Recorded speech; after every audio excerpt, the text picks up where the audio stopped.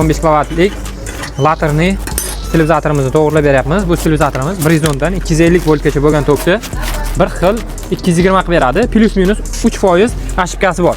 Yo 3% yuqori yo past ko'rsatishi mumkin. Bu 100% iste'molga yaroqli holatda chiqarib beradi.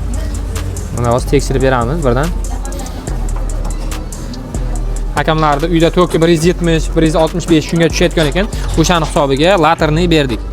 Chunki laterni admotkali bo'ladi. Bular shu eng past 110 ga tushganda yoki eng baland 250 ga ko'tarilgan holatida bir xil 220 holatda ushlab turadi. Mana bu yoqda bypass, bu bypass qaysi holatlarda ishlatiladi? Agar sizning uyingizda svarka ishlatadigan bo'lsangiz, stabilizatorni o'chirib, bypassni qo'shasiz. Bu yerdan kiradigan tok prosta avtomatik vazifasini o'taydi, o'tib ketaveradi. Stabilizator bilan svarkani ishlatish tavsiya etilmaydi, chunki ichidagi nima deydi, mikrosxemalari bunga moslashilmaganda. Mana ki bunda stabilizatorni qo'shamiz.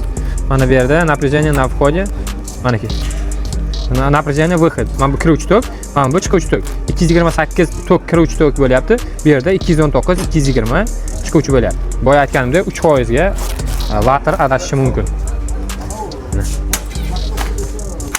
Sizga ham agar tokingizda muammo bo'ladigan bo'lsa, bemalol Romay do'konlariga tashrif buyuring yoki mana pastda ko'rsatilgan raqamlarga qo'ng'iroq qilsangiz yoki kommentariyaga plus belgisini qoldirsangiz, biz o'zimiz sizga qo'ng'iroq qilib muammoyizga yechim beramiz.